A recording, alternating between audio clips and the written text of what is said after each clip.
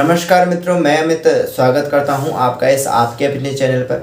तो जैसे कि आप सबको पता ही है कि मैं आप सबको सिर्फ 30 दिन में बांसुरी का कोर्स करवा रहा हूं और इसी कड़ी में मैं अभी तक आपको बहुत ही महत्वपूर्ण लेसन्स दे चुका हूं। और आज का जो लेसन है वो कोई लेसन नहीं है, वो मैं आपको बताऊँगा कि स्केल क्या होते हैं बांसुरी में। जैसे हम बोलते हैं ई स्केल की बांसुरी दे दो, सी शार्प स्केल की दे दो, सी मिडिल की बांसुरी दे दो, या कोई भी बांसुरी आप मांगते हैं, ए शार्प की बांसुरी मांगते हैं, तो किस हिसाब से आपको बांसुरी चाहिए होता है और किस हिसाब से बांसुरी का नाम होता है, किस हिसाब से उसका साइज होता है ना। और ये चीज़ मैं आपको सिर्फ बांसुरी पे नहीं बताऊंगा, क्योंकि बांसुरी में आपको ये इतने आसानी से समझ में नहीं आएगा। इसके लिए आपको हारमोनियम की ज़रूरत पड़ेगी। इसमें मैं आपको हारमोनियम के माध्यम से बताऊंगा कि क्या स्केल होते हैं और कौन कौन से नोट की बांसुरियाँ होती हैं। ठीक है, तो ज़्यादा देर ना करते हुए मैं आपको सीधे वहाँ ले चलूँगा। लेकिन उससे पहले एक विशेष सूचना ये भी है कि अगर किसी को आपको लगता है कि भाई आपको पर्सनली क्लास लेनी चाहिए, तो आप मुझसे पर्सनली क्लास ले सकते हैं। मैं बहुत ही मामूली फीस में आप सबको पर्सनली क्लास दे रहा हूँ और लगभग 4-4.5 हज़ार लोग अभी इसका फ़ायदा उठा रहे हैं और कुछ उठा चुके हैं। तो यही है कि अगर आपको लगता है कि कोई हमारी गलतियाँ पकड़े और हमें अच्छे से मजबूरन, क्योंकि कई बार ये होता है कि आदमी वीडियो देखकर तो सीखता है, लेकिन जब उस पर कोई दबाव नहीं पड़ता तो वो ज़्यादा रियाज नहीं करता। लेकिन जब आप कहीं फ़ीस दे करके पढ़ेंगे तो वो तो आपको दबाव देंगे ही देंगे, क्योंकि भाई अब आप उन्होंने फ़ीस ले रखी है तो उनका जिम्मेदारी बनता है आपको पढ़ाने का, और आपका जिम्मेदारी बनता है कि उनको अपना काम होमवर्क देने का। तो बस यही चीज़ है। तो अब बात करते हैं स्केल की। इसके लिए मैं आपको सीधे हारमोनियम में ले चलता हूँ। तो देखिए, अब मैं आपको समझाता हूँ कि क्या होते हैं स्केल और कैसे हम बांसुरी को पहले काले की बांसुरी बोलते हैं, दूसरे काले की बांसुरी बोलते हैं, या सी शार्प बेस की बांसुरी बोलते हैं, या सी शार्प मिडिल की बांसुरी बोलते हैं, किस हिसाब से हम बांसुरी का नाम रखे हैं।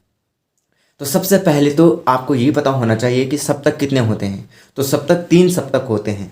ठीक है, सबसे पहले होता है मंत्र सप्तक, ये इधर आता है। उसके बाद मध्य सप्तक, ये हुआ, और ये तार सप्तक। तो 3 सप्तक होते हैं। तो इसी के हिसाब से हम बांसुरी को मेन 2 ही सप्तक में बुलाते हैं। एक तो बेस में आता है और एक मिडिल सप्तक में। जब हम मिडिल ऑक्टेव की बांसुरी मांगते हैं तो हम बोलते हैं सी शार्प मिडिल, और जब हम बेस की बांसुरी मांगते हैं तो यानी कि मंत्र सप्तक के ऊपर की, तो बांसुरी एक ही है, स्वर एक ही है, बस एक की आवाज़ मोटी है, एक की आवाज़ बारीक है। तो ये हम बेस में और मिडिल में ये अंतर आता है। कोई भी बांसुरी ई होती है, ई मिडिल होती है तो ई का बेस भी होता है, जी होती है तो जी का बेस भी होता है। तो ये अलग अलग, ये तो आपने समझ लिया होगा। लेकिन मैं अब आपको बताऊंगा कि A B C D E F G ये होते क्या हैं। असल में हारमोनियम में या पियानो में आप कहाँ से कहीं से भी देखो तो यहाँ से हम यहाँ से सी बोलते हैं इसे, सी डी ई एफ जी, और फिर ए बी, और फिर यहाँ से सी, ये दूसरा सप्तक यहाँ से शुरू हो गया है ना।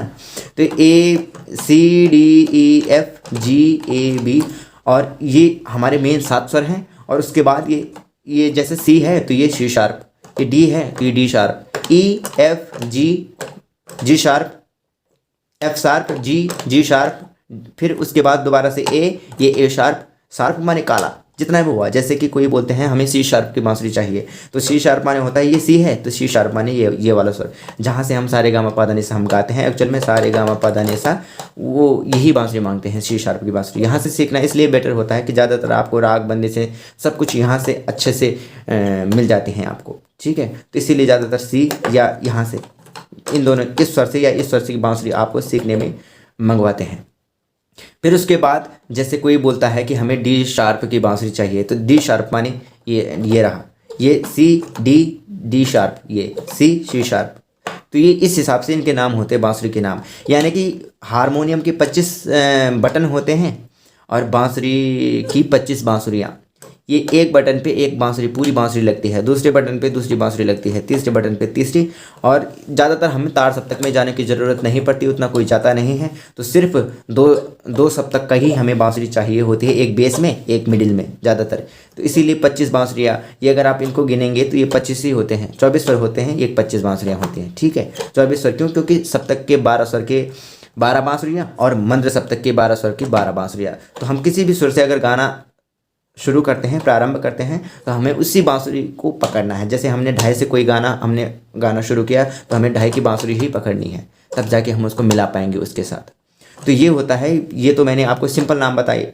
अब दूसरा होता है कि पहले काले की बांसुरी चाहिए, दूसरे काले की बांसुरी चाहिए, पांचवें काले की बांसुरी चाहिए। तो वही यही काला भी यही होता है कि पहला काला हम इसे मानते हैं, ठीक है। तो कोई बोलता है कि पहले काले की बांसुरी पकड़िए, तो पहला काला ये हुआ।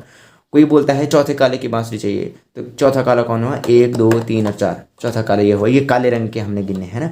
कोई बोलता है हमें 3.5 काले की चाहिए, तो 3.5 माने कि 1 2 ढाई, ढाई और 3 और 3.5, ठीक है।